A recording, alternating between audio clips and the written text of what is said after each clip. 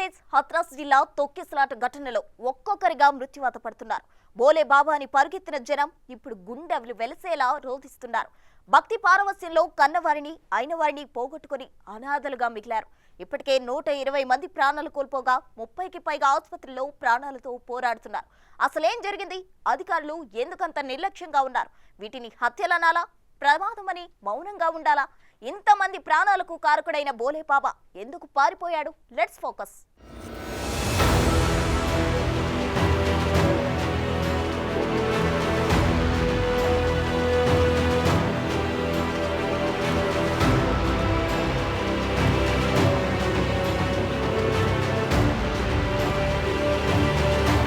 మేరా భారత్ మహాన్.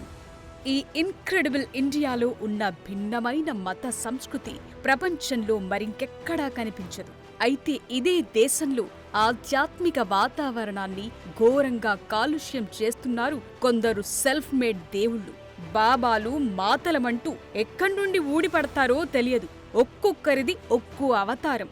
కొందరు స్వాముల అవతారంలో ఉంటే ఇంకొకళ్ళు మోడర్న్ మేకప్తోనే పరమాత్మలమంటూ ప్రచారం చేసుకుంటారు. అద్భుతాలు చేస్తామంటూ ఆకర్షిస్తారు. అయితే ఇలాంటి వారిలో ఈ బోలే బాబా కూడా ఒకడు. ఉత్తరప్రదేశ్లోని హత్రాస్ జిల్లాలో జూలై 2న ఆధ్యాత్మిక ఉత్సవాన్ని నిర్వహించాడు. ఆహార్యమంతా సూటు బూటు, రాజకీయ సభా వేదికల భారీ బిల్డప్, లక్షల మంది భక్తజనంతో ఏర్పాటు చేసిన ఈ సత్సంగం కార్యక్రమంలో 120 మందికి పైగా అమాయక జనాల ప్రాణాలు బలయ్యాయి.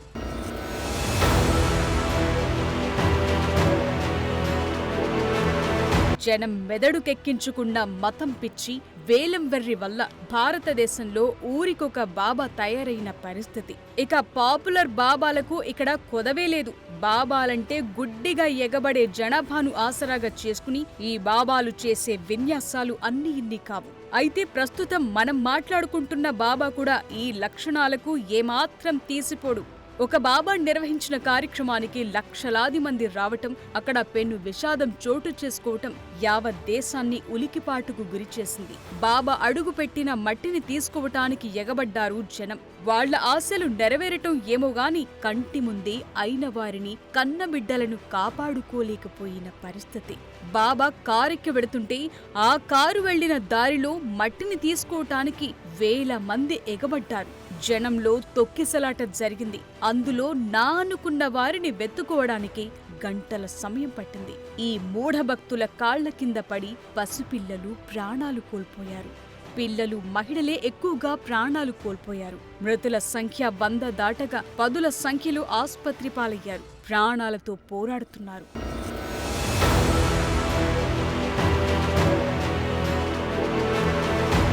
పోలీసులు ఫైల్ చేసిన ఎఫ్ఐఆర్ ప్రకారం సత్సంగ్ నిర్వహించడానికి తీసుకున్న పర్మిషన్లో 80,000 మంది హాజరవుతారని పేర్కొన్నారు. కానీ దాదాపు 2.5 లక్షల మంది హాజరయ్యారు. కార్యక్రమం పూర్తయిన తరువాత బాబా వెళ్లిపోతున్న సమయంలో బాబాకు దగ్గరగా వెళ్లటానికి ప్రయత్నించిన జనాల మధ్య తొక్కిసలాట జరిగింది. సబ్ డివిజనల్ మెజిస్ట్రేట్ రిపోర్టు ప్రకారం బాబా ప్రైవేట్ సెక్యూరిటీ జనాలను కర్రలతో నెడుతూ తోసేశారు. దాంతో కొందరు కింద పడిపోగా వందల్లో జనాలు కిందపడి వారిని తొక్కుకుంటూ పరుగులు పెట్టారు. తొక్కిసలాటలో ప్రాణాలు కోల్పోయారు. ప్రత్యక్ష సాక్షుల ప్రకారం ఈ భారీ సభ దగ్గర భద్రత కోసం కేవలం 40 మంది పోలీసులు మాత్రమే ఉన్నారు. తొక్కిసలాటలో వాళ్లు కూడా చెల్లాచెదురయ్యారు.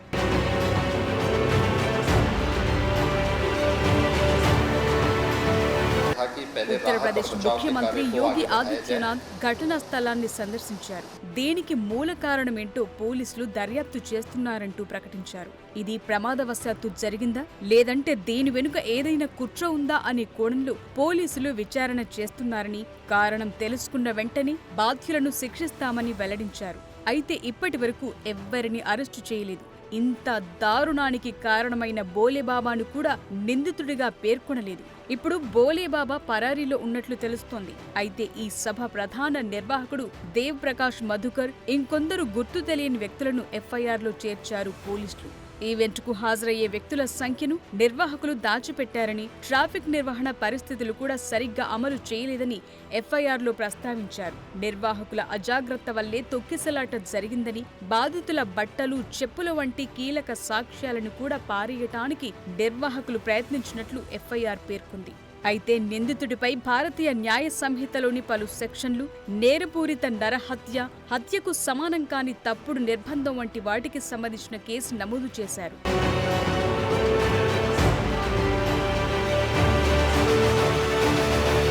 అయితే ఈ ఘటనపై యూపీలోనే కాక కేంద్రంలో కూడా విపక్షాలు బీజేపీ సర్కారుపై దుమ్మెత్తిపోస్తున్నాయి. ఈ విషాదానికి దారి తీసిన మానవ తప్పిదాలను గుర్తించి భవిష్యత్తులో పాఠాలు నేర్చుకోవాల్సిన అవసరం ఉందని ఉత్తరప్రదేశ్ మాజీ ముఖ్యమంత్రి, ప్రధాన ప్రతిపక్ష సమాజ్వాదీ పార్టీ అధ్యక్షుడు అఖిలేష్ యాదవ్ అన్నారు. ఘటనపై క్షుణ్ణంగా విచారణ జరిపి చర్యలు తీసుకుంటే ఇలాంటి దుర్ఘటనలు మళ్లీ జరగకుండా అరికట్టొచ్చని అఖిలేష్ యాదవ్ తెలిపారు. దీనికి ప్రధాన కారణం యూపీలోని బీజేపీ సర్కారేనని ఆరోపించారు. ప్రాణాలు పోయిన తర్వాత మొసలి కన్నీరు కార్చటం కంటే ముందుగానే ఎందుకు భద్రతా చర్యలు తీసుకోలేదని ప్రశ్నించారు. जो जानकारी सरकार के पास थी उसके बावजूद भी सरकार को जो इंतजाम करना चाहिए था वो इंतजाम नहीं किया है. इस लापरवाही की वजह से जो जानें गई हैं उसकी जिम्मेदार सरकार है. बहुत से लोगों की जान बच सकती थी. न समय पर गाड़ियों का इंतज़ाम करा पाए, एम्बुलेंस का इंतज़ाम करा पाए, और कोई अगर अस्पताल पहुंच भी गया, इलाज के लिए गया भी है, तो उसको भी वो पर्याप्त इलाज नहीं मिल पाया जो इलाज मिलना चाहिए था. न ऑक्सीजन मिली, न दवाई मिली, न एम्बुलेंस मिली, और न कोई इंतज़ाम किया. इसके जिम्मेदार अगर कोई है तो भारतीय जनता पार्टी की सरकार जिम्मेदार है, जो बड़े बड़े दावे.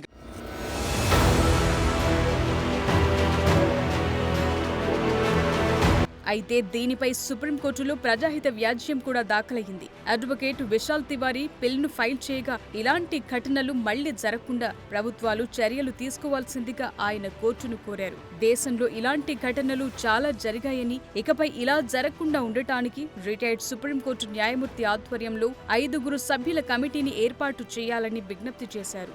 ఇక తాజా ఘటనలో అధికారులు ఎలాంటి వైద్య సదుపాయాలు అందుబాటులో ఉంచలేదని, దీనిపై తగిన చర్యలు తీసుకుని బాధ్యులను శిక్షించాలని కోరారు.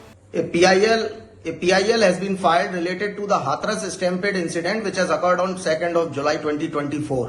That incident is a very horrific incident and more than 100 people have been died in that, and so in the PIL before Supreme Court we have requested that an expert committee shall be constituted comprising of 5 members and it shall be supervised by the retired Supreme Court justice, and the committee shall also suggest and also lay down some guidelines to the government so that in future such kind of incidents shall not take place. We have also requested that a status report shall be immediately called from the state of Uttar Pradesh, and it shall also be directed to take strict actions against the responsible officials, authorities and the organizers. We have also requested that what are the medical preparations to deal with such kind of emergency situations whenever it arises. So we have requested that all the states of our nation shall be asked, shall be directed to file an affidavit related to the medical facilities and equipments to handle such kind of emergency situations, and in the tehsil level up to the district level they shall also apprise the Honorable Supreme Court that they are fully equipped or not. So this is a very terrible incident, and earlier also in the past time we have just seen such kind of incidents, but the government and authorities have not learned from those incidents till now. So a very strict guideline is required, and let's see then when the matter comes before the Honorable Supreme Court, we will also request some other provisions to be implemented.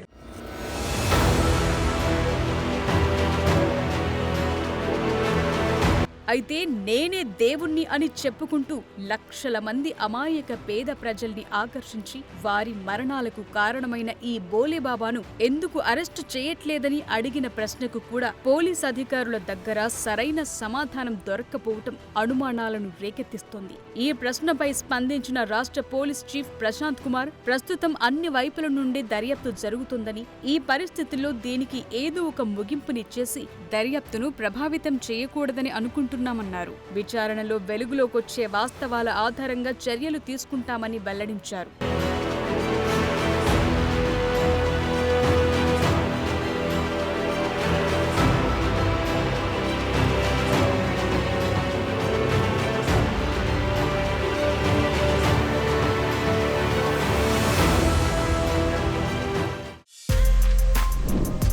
For more videos like this, subscribe Big TV channel.